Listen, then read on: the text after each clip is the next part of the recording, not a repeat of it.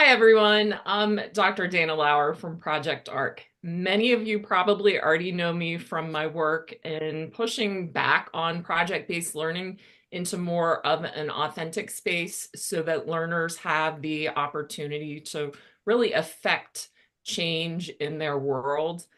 In fact, the ARC in Project ARC stands for authenticity, relevancy, and community connected learning. So for the past 20 years plus, this work has really been my passion. And I would say that that journey has been absolutely rewarding, yet bumpy at times. So 3 weeks ago, I put out a call on LinkedIn to connect with me if you considered yourself to be a disagreeable person in the education space. I really didn't know where it was going to go at that point. But the post itself was prompted by a quote from Adam Grant's New York Times bestseller, Think Again, The Power of Knowing What You Don't Know. And so I'm going to read the quote to you specifically in the post that I put out because I don't want to mess that part up. But the piece from Adam Grant said, the ideal members of a challenge network are disagreeable because they're fearless about questioning the way things have always been done and holding us accountable for thinking again. There's evidence that disagreeable people speak up more frequently, especially when leaders aren't receptive, and foster more task conflict. They give the critical feedback we might not want to hear, but need to hear. So I put that call out on LinkedIn. If this quote speaks to you, if you find yourself to be a disagreeable person in the education space, connect with me. I wasn't exactly sure where it was going to go. And after some conversation Tim and I had, we said, hey, we can't have everybody that responded disagree all at once, but we want to start to get these people in the room together, at least virtually. And so DIST was born. So our guests today on our podcast and really in future podcasts disagree, hopefully with us on some pieces, disagree with education, and don't necessarily constitute some kind of an endorsement from Project ARC. We instead, Tim and I both want to learn and grow as we think again, and we honestly have no idea what our guests are going to say as our conversation unfolds over the next 35 minutes or so. But I'm super interested in what they're dissed about in education, and we're going to learn more about that as Tim prompts what those dissed pieces are. Sure. And as Dayna mentioned, I'm Tim Kubik, also with Project ARC. Um, I resonated with what Dayna said because I remembered a conversation I had with an old college friend of mine who is general counsel of one of the biggest consulting firms in the world. And I asked him one day, how many people like me do you want in your consulting firm? Right? Is it like 10%, 1%? And he responded immediately, oh, way less than 1%, right? We use them like spices in a recipe. If you put too much in, if you have too many what he called the less than 1%ers, then nothing really gets done. And you need to spread those less than 1%ers around. And I'm going to use my dis word, which is disbelief. I couldn't believe it. Because I've worked for years to try to lead a revolution in every education where everyone is a designer, everyone is community connected. And my good friend just sort of said, nope, I don't want more than less than 1% of you in my organization. And I think other organizations are the same way. So with that, I'm going to go to our three guests and let them start the conversation. I'm going to go with Tengku Hafiz first, who's coming from Malaysia and has woken up this morning to join us. Tengku, I want to ask you, what is your dis word? And then introduce yourself around that idea. Take it away. Thank you. Thank you, Tim. I've been spending my past 10 years, more than 10 years, 12 years, I would say, uh, working closely with education groups, communities like lecturers, educators, students. The most thing that I find, I think I'm more disappointed disappointed in the way how the misguided legacy of static classrooms, traditional. I'm not trying to talk about furniture, which is where I come from in my industry. We are a manufacturer of office furniture, education furniture, even healthcare. But the things that I see is beyond the furniture, beyond the forms, the spaces itself. It's how people embrace the changes, especially when we talk about COVID after pandemic. We thought we'll be hybrid. We have more hybrid classroom. We have more online classroom. But again, I think during our first introduction this morning, we talk about how we kind of reset back. Instead of progressing forward, we kind of back before COVID, where we are still in the same grid system. We are still in the static classroom, rigid rows of desks, whiteboards, chalkboards, teacher-centered approach. The pandemic is supposed to wake us up, like there are more than classroom when we want to learn. There are more than just sitting and facing the teacher in front. So I would give my professional disappointment, I would say. My disagreement in this scenario is, despite decades of research on student engagement, and which I'm also involved with the University of Melbourne, Australia, on teacher change and student experience. It's a research 4+4 years research with the University of Melbourne and my previous company, Steelcase. Many schools still use these outdated layouts. They're still sitting in grids, in rigid settings. And this failed to nurture collaboration. This failed to create more engagement that we thought we will have more, and we're supposed to have after COVID. Because even my own experience with my kids and the local scene here in Malaysia, especially during pandemic, those students that I would say were lost in those time frame, after we came back and start to engage everyone, we start to see everyone again. Everyone noticed there's something missing.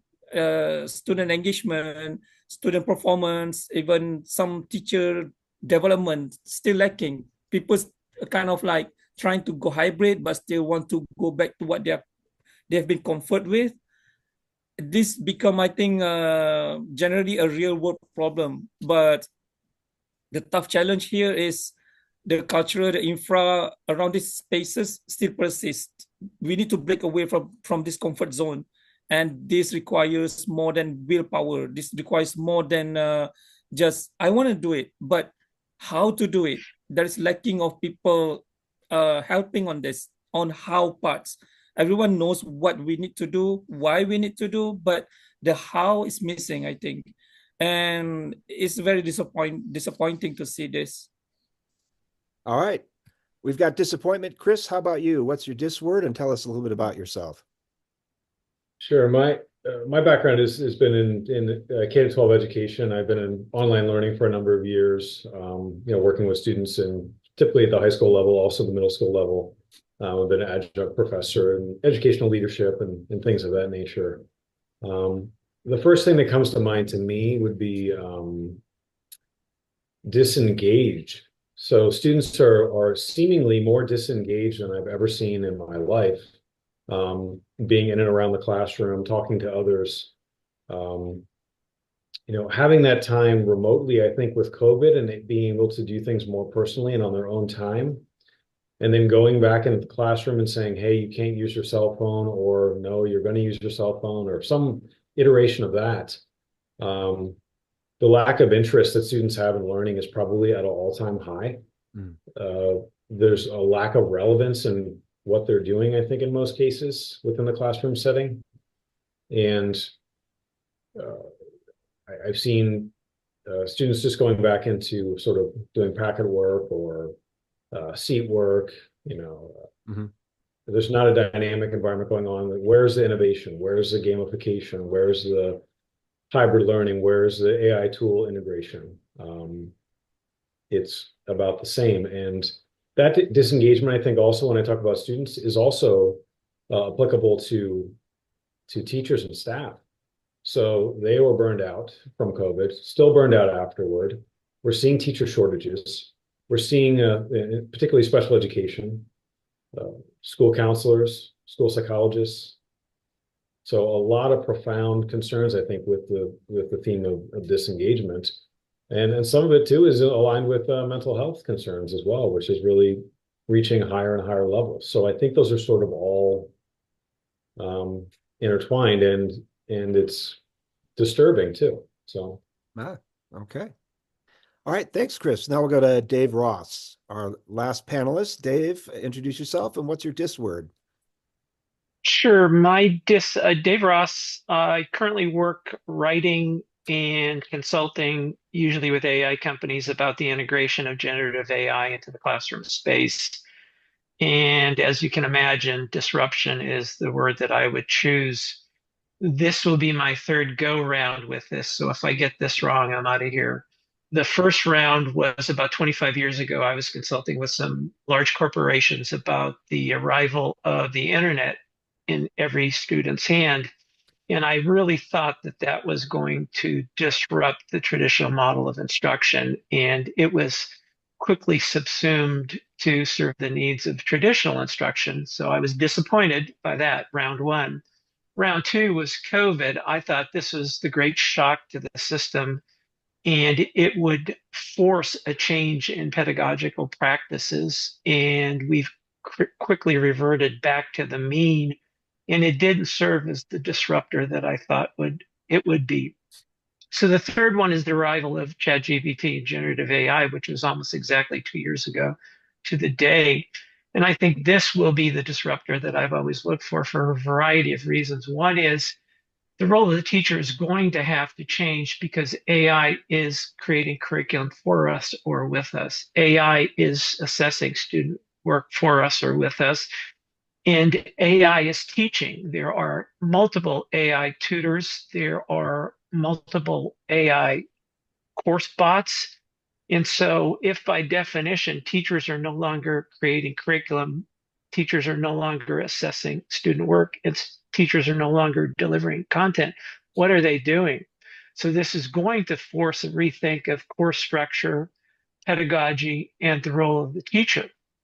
My disappointment, and I can't get the word dis in front of fear, I'll call it disfear, or is the fact that I'm worried that this is going to go the way of the arrival of Chromebooks and one-on-one computing and classroom internet, in that the process of learning AI literacy for teachers and students is going to be subsumed and curated and mediated by large corporations. And these fundamental skills that would allow teachers and students to use the AI tools for whatever creative or professional or personal purposes they want to, ethical use, is going to be curated out of existence. And so we're going to lose the power of these tools. But until that happens, I will fight with my last breath to make AI the disruptor to traditional instruction. Oh, and we certainly hope that the third time is a charm, Dave. It's good to have you three here. I'm going to pass it back to Dayna, let her share her DIS word, and then it's an open discussion. Whoever wants to chime in after Dayna's done, you can either raise your hand or just wave so we can see you. Dayna will recognize you, and we'll take it from there. Thanks. So, disturbing, disappointed, disruption, all of them obviously are pieces that resonate with me. But I'm going to go with tonight or this morning, depending on where you are in the world. I'm going to go with really just disbelief. And the reason why that I'm going with disbelief is that even though Tim and I spend a lot of time talking about what we perceive as all the problems of education, sometimes I feel like we're on an island of our own. And I think that my disbelief here is that what I'm realizing as I'm hearing all of you speak is that it's really not just me, and it's really not just Tim. There are far more of us out there that want to have the disruptions, because we find that students are disengaged, which is quite disturbing, and disappointing at the same time. So I'm going to go with disbelief. And just to kind of bring us into this conversation here, as you know, as I was listening at first to Tenku talk about, we know the what and the why, but we're really stuck on the how. And so, David, it sounds like you're saying that part of that how is going to maybe come from AI, or at least push us in that space. So I'm really interested in hearing what all three of you think in terms of, how is this going to come to fruition so that we do really truly disrupt education this time around? Well, if I can go first, I want to tag on to what Dayna just said. There's a famous saying that refugees vote with their feet, and I think parallel processes occurring with students in the use of AI. AI is now on the very devices that they have. So even if you give a kid a Chromebook, they're AI-enabled Chromebooks, and search is enabled by AI. So I work with a lot of districts who do a ostrich-like behavior towards AI. They pretend it doesn't exist, but their students are turning in work that's been generated by AI constantly, every single day. And teachers are using AI, yet they don't have an AI policy in place or an AI acceptable use policy. So what I think is going to be the root of change now, and the ultimate disruption, is students and parents are going to use AI to disrupt the system rather than that being a top-down disruption that occurs because administrators or policymakers want the system to change. I think it will change in force because the user will make the system change. And Chris, being in the online education space, would you see an alignment with Dave's thoughts, or Yeah, I mean, I think so. I would see some alignment, but I would also, not to be super negative, but I would also think that for as much as the innovation that Dave is referencing that I think is relevant, I think it can always be blocked by prior practices. I'm sure some of you know, but what was the estimated time frame for education change to take place in comparison to other industries? I believe it was the slowest, even slower than components of maybe healthcare or something else like that, or government or something. So that's what I'm alarmed with, because I wonder if, all the advantages of AI will just be like, well, it's just another tool that we're not fully embracing, we're not fully providing training on, we're not fully, integrating. And perhaps maybe you're right. Maybe the parents will take it in their own hands and be like, well, I'm just going to create my own version of this. And maybe it bypasses components of higher ed too. It's like, well, I'm just going to use AI for this to be able to allow me to do that and not pay this tuition. So who knows? What I'm seeing right now, which is interesting, is you have a state like Arizona where you're allowing all kinds of basic vouchers. Essentially, you can take your money to do whatever you want with it. So if more states start adopting that, maybe there's all kinds of AI schools that sprout up and like, hey, I'm going to go there. I'm going to take my money and do that because I'm not satisfied with what I'm seeing. So, but I am concerned that if we would be status quo as far as that happening within a traditional school setting, I think it would be very much suppressed as far as that kind of growth, expansion, and opportunities for students and learners. It's similar to the Chromebook, like Dave said. I think it's just another tool that's sitting there. So, but in online, I think there's some capabilities, but I'm not seeing it fully embraced just yet as far as AI components. I'm seeing it sort of like, well, we're doing online, and hey, you can use ChatGPT for this, or you have this integrated item here. The one thing I'm thinking is a red flag that came up within the news recently was sort of the AI components with mental health and things of that nature, and how that can be, if not monitored correctly, then that can have dire consequences. So I'm hopeful for AI too, but I do think there's a lot of stumbling blocks along the way within school systems. So Tenku, since you're coming from a very business perspective, and working with much larger corporations, do you see a much faster pace of adoption in terms of innovation in that space? And how does that compare to your experiences working in the world of education? Okay, I mean, to give a fair opinion here, fair point of view. I work both with public and international schools as well, global universities, which is from the whole Asia Pacific regions, mostly international schools and universities that came from UK, Harvard, that they're opening their franchise across the region here, Asia Pacific. So, in my fair opinion, is there's a big gap from public school, public universities with compared to international schools. International schools, from my experience, has been adapting and embracing the technologies, not just AI, VR. We're not talking about just the tools, but the whole ecosystem, the whole space ecosystem has changed, has been, I think, past 5 years, 10 years is already up to the speed, but the public sectors are still missing out, are still left behind. The the thing is, what I saw is lack of co-creation between teachers and students. Teachers give the direction, they know what they want, but the lack of voices from students contribute to this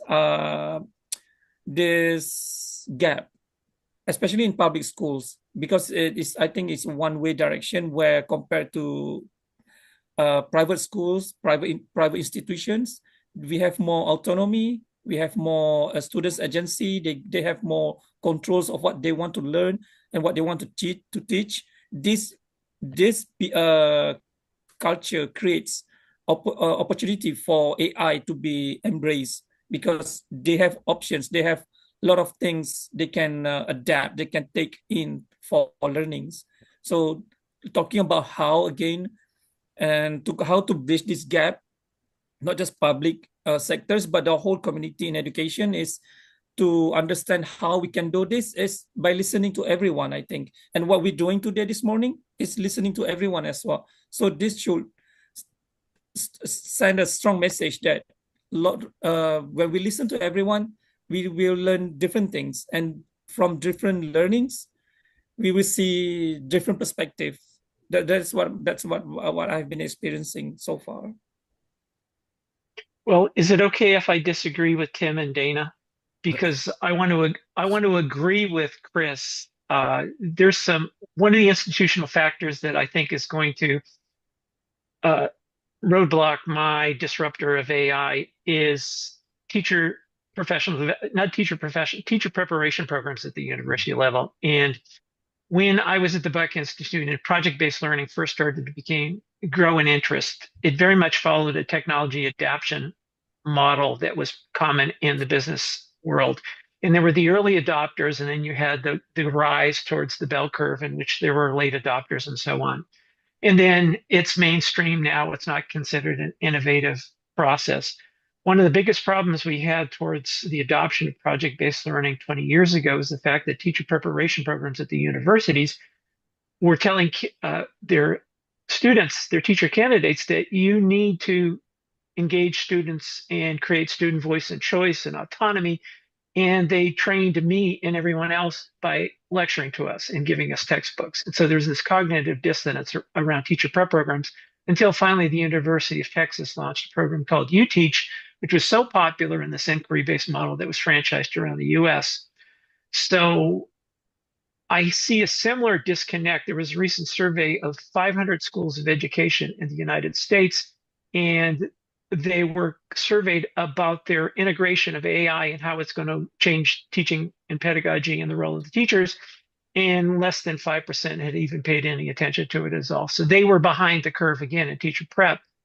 Today, where Dayna and Chris are, the University of Penn just announced that it's going to have the first masters in education AI, data-driven instructional models. And they just announced that program today. So I'm kind of hoping, but ready to be disappointed, that the teacher prep bandwagon, they are for the first time ever going to be early adopters, and they're going to foment that disruption that I think AI will cause. Yeah, my hope with that is, there's always been the discussion of personalization. If you could get to that level of granularity with AI enabling that personalization, then maybe you can address that disengagement piece. It has to be to such a personalized level, because think of every other instance of what choices, iTunes, Amazon, everything is my own personal choice, what I want to watch, my content. I'm watching reels, I'm looking at these things.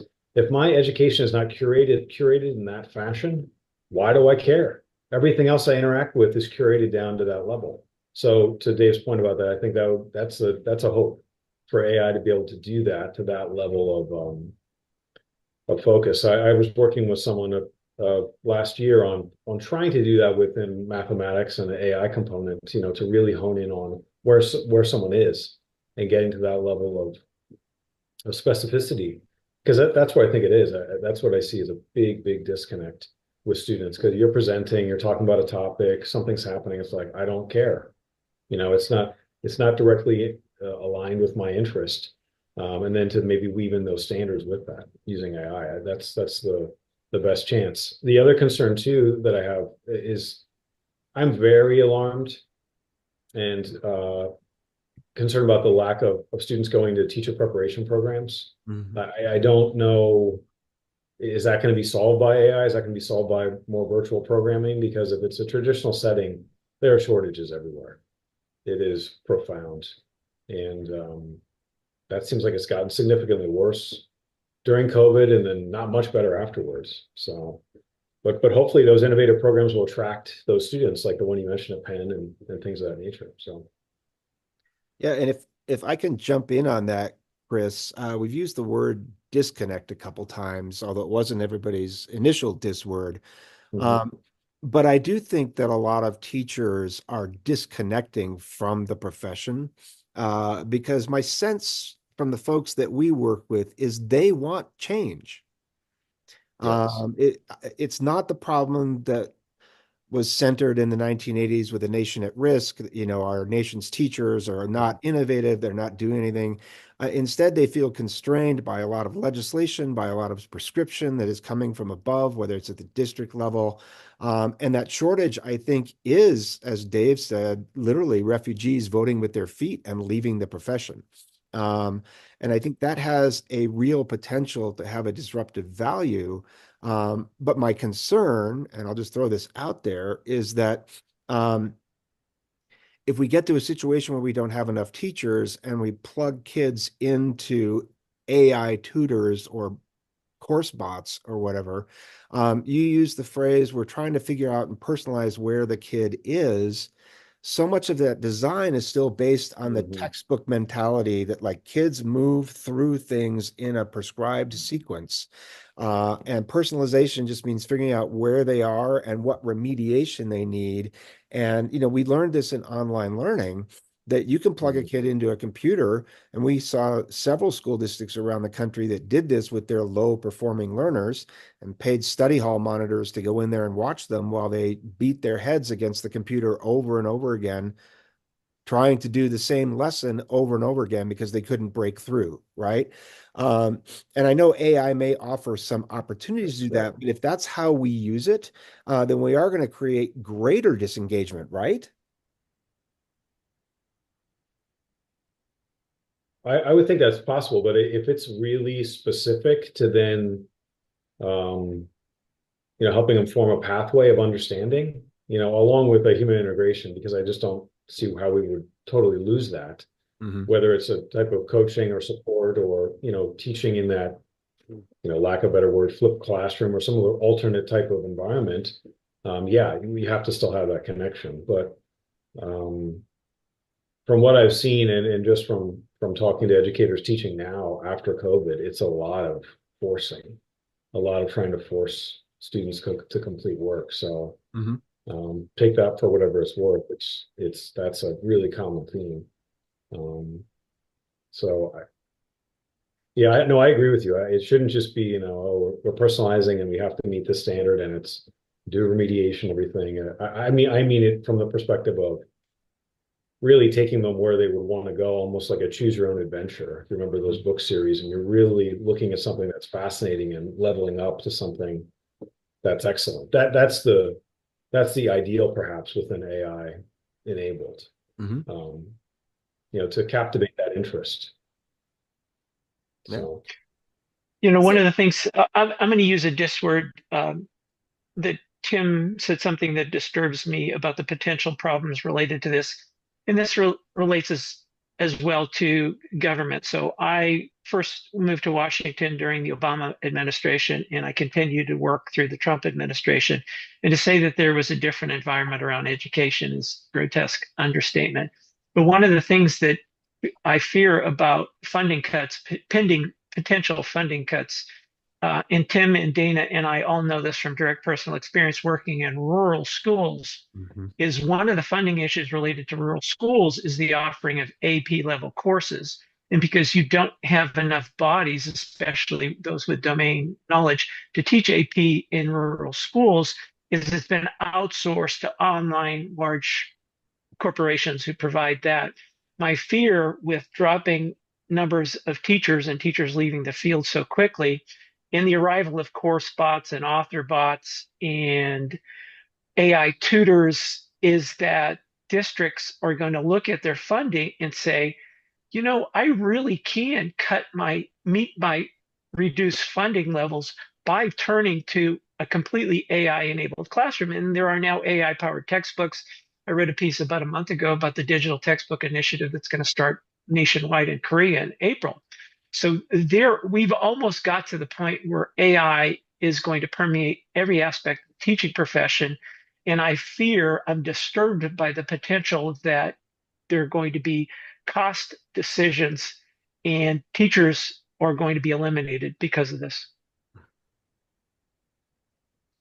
Penku, would you say that maybe you see similar trends in your part of the world, in Southeast Asia, or any of the work that you're doing in Australia, or would you see any kind of differences than what we're experiencing here in the States?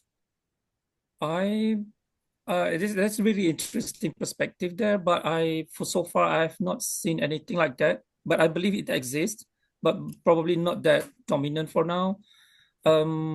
Because still there is a lack of AI integration in education here. Mhm. Students are more faster than the educators. They explore faster. Mhm. Again, back to the textbooks.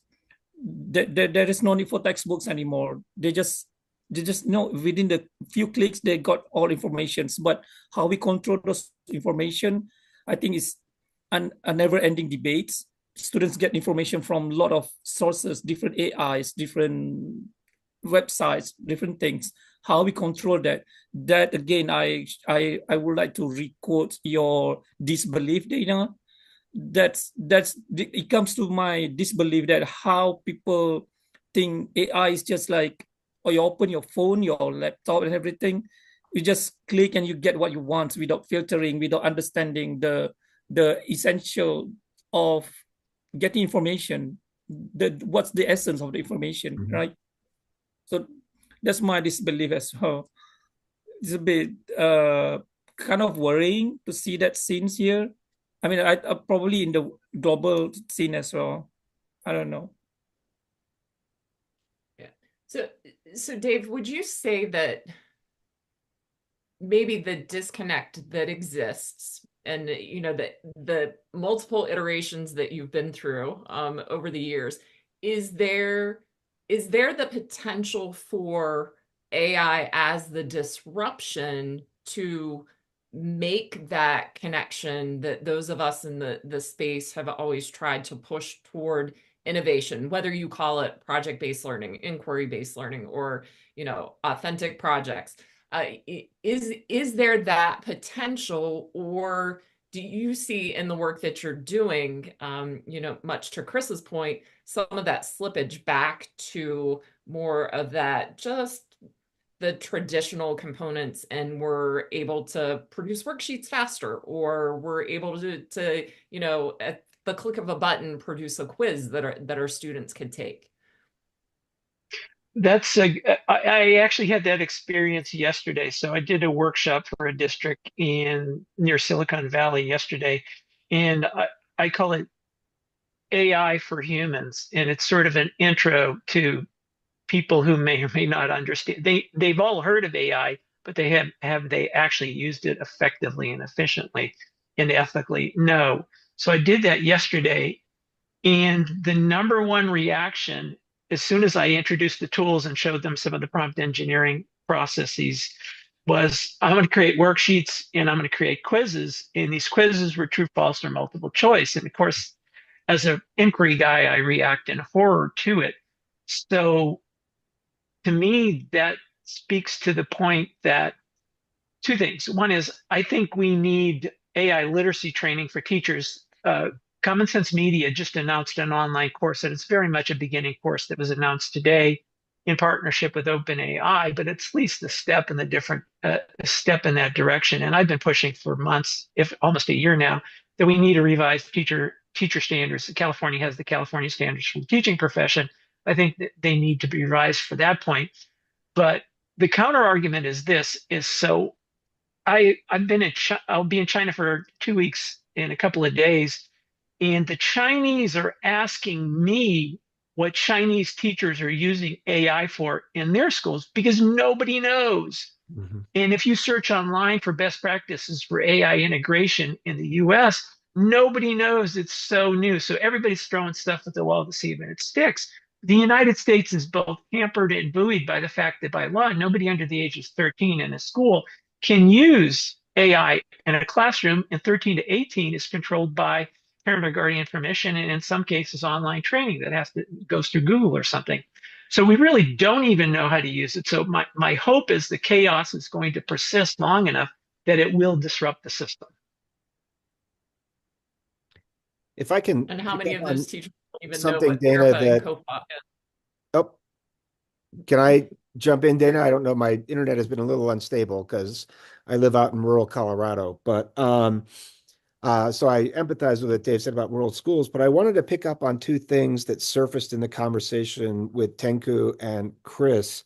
Um, Tenku spent some time talking about agency, and Chris, you used a phrase, I didn't get it exactly right, but informing a pathway of understanding, right? And I wonder, as we're thinking about the things that we're dissatisfied with, if what the real issue here is not the way in which teaching and learning are still seen as a gatekeeper experience.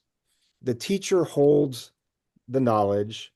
The students must demonstrate that they can be allowed to go through the gate where the teacher decides what is right and what is wrong. And I really like that phrase, Chris. So I'm going to sort of push it back to you about trying to use AI or trying to use different approaches to teaching that allow the students to become informed of their own pathway to understanding. I'm not going to say that every kid is going to figure it out on their own, but there is a possible world which is much more student-centered, has much more agency for kids, if I'm understanding what you're saying correctly, if we really challenge the gatekeeper notion of teachers in the educational system. Yeah, I think there's a lot of opportunity there. I was as you were talking, I was thinking back to my time as an English teacher, and oftentimes I would purposely create exercises that were ambiguous, so there wasn't a correct answer. And I just wanted to see what the analysis was. So what are you coming up with? Here's a broad topic, or you do role, audience format, or whatever it might be, one of those exercises, and just figure it out. I'm not telling you an answer. I want to see what your thinking is. What are your writing style? And there are so many opportunities with AI, just explore something. If then statements, just go through a whole exercise, create your own paragraph on a topic you want to read about, create a paragraph with errors in it and try to edit it. I mean, there's just endless array of opportunities instead of, hey, do this worksheet, true, false, fill in the blank, from 2001 that you have in a binder that you're rolling out again. So my hope would be that those would be things to explore. And that's where you find what you have an interest in. I mean, even using AI with my son, we were just randomly putting things into, to DALL-E, and we could see what it looks like. Oh, wow, look at this thing. So there's so many things that are exciting Mhm. that you can still develop critical analysis, writing, reasoning skills where it's open to various topics.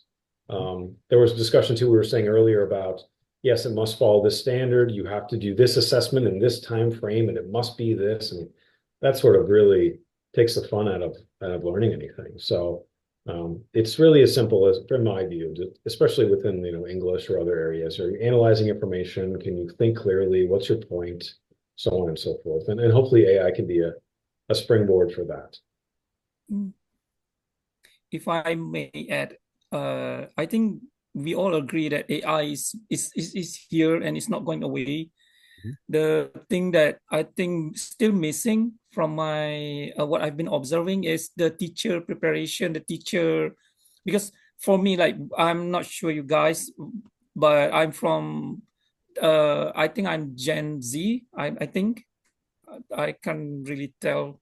I can't remember. I'm Gen Z. So I've been trained, I've been taught from different textbooks, from different ways of learning. But if I'm a teacher and I'm come to the students, I'm teaching them what I've been taught. So teacher, me myself, I need to be upskilled. I need to be exposed more than the students themselves. I need to catch up to the trends. I need to catch up to the speed because students are faster. Even my kids, we have these habits now that I ask my kids every week. Used to be every day. They get boring. I let them tell me what's new this week. So instead of learning from everywhere, I let them feed me and I'm learning new things. So that's how I think I can catch up to their speed, their language, their jargons, you know. So teachers need to be prepared to teach students of what they do not know, they do not know. Even teachers also, right? So both needs to be balanced. Teachers need to be ready. And I think probably we can flip this. Students become the teacher, sharing more than teacher giving out. So I mean, I think I know I believe there are parts in this world, different schools, different places been doing this, but it has to be normalized. This has to be a new culture instead of small people, small groups doing this. Mm-hmm. So I think that that's really a kind of a good place to start to wrap things up, you know, that we're not necessarily so dissimilar. And as we kind of move into the top of the hour here, I would just like to hear some final thoughts from each of you, you know, 20 to 30 seconds. Maybe if your thinking was prompted by some of the conversation today to change a little bit or deepened even more so of what you thought walking into this. And if you have any other disses that you want to leave as parting thoughts before we finish up. Let's see. Why don't we go in reverse order? Dave, we'll start with you this time. I want to change my dis word. I want to use the word dismay now, and I think dismay. As somebody who's been a pain in the educational rear for a very long time, is I'm actually immensely enjoying the dismay that administrators and policymakers and university professors and adults in general are feeling about AI, because they don't understand the world that we live in right now, and it's changing at such a pace it's almost impossible for them to keep up with. And so now they have a lived experience similar to young people, is because they're in a world where there are powers at play that they don't comprehend. They have no control over, and things are moving around them, and they're just like, what the heck is going on? So the adult experience in the education system is mimicking the learner experience in the education system. And that dismay, I think, will have powerful effects. At least I hope so. And I'll keep pushing dismay until it works, or I'll shuffle off to greener pastures. It's one of the reasons why we've always loved you, Dave. All right, Chris. Yeah, I just hope for more disruption, more changes for students to be more engaged in learning. You know, hopefully their AI can help support that. And you know, more disruption was just preparation for students when they leave high school, so they're ready and different options. We're seeing a lot of that right now. So a lot of different colleges are closing and so forth. There's a lot of wild things happening. So hopefully that'll lead to better outcomes for our students and opportunities for them when they're at the post-secondary environment. So absolutely. All right, Tenku. I totally agree with Chris and Dave. We need more disruption in this scenario now. Everyone needs to embrace, and everyone, not just kids, not just students, every ages need to understand that we need to embrace this. We cannot be left behind. We cannot put it aside. We cannot put restrictions too much. And I personally hope these voices this morning, I mean, tonight, on your time, will be heard, will be posted, and everyone will start. It will be a good thought provoking for everyone. Well, I must say, I've been very pleased with the disagreeable, personas that came through, because I think that again, as I said when we started this, it's a way for us to learn and grow. And I know that when I personally left the classroom, it was because I told my principal that I was not growing in that role, and he wasn't helping me to grow. And I think that the disagreements will help us all to learn and grow. Whether it's us that have been in this world of education for a long time, or the newbies coming in, or the ones that feel like they've got to act with their feet and walk out the door. But absolutely, let's continue to disagree in many ways so that we can start to make changes. What do you think, Tim? I'm reminded of the conversations that we had during COVID, which we called displaced, because we thought that COVID was going to displace some of these systems. And I think it has, right? Even though we're all talking about the ways in which there is a reaction going back. I liked what Dave described as a displacement of that gatekeeper function, because now teachers are in the same world of wonder and confusion that their students are as they go from class to class 7 times a day or 8 times a day, depending on their schedule, right? And I'm eager to see what that displacement leads to as more and more teachers hopefully don't leave the profession, but begin to ask questions and arrive at some disagreements with the profession about business as usual. So I also wanted to just say one last dis word to show that they're not all negative. I appreciated the distinct perspectives that we had today from our distinguished guests. So we can keep playing with dis words and remember that they're not all bad. So thank you, everyone.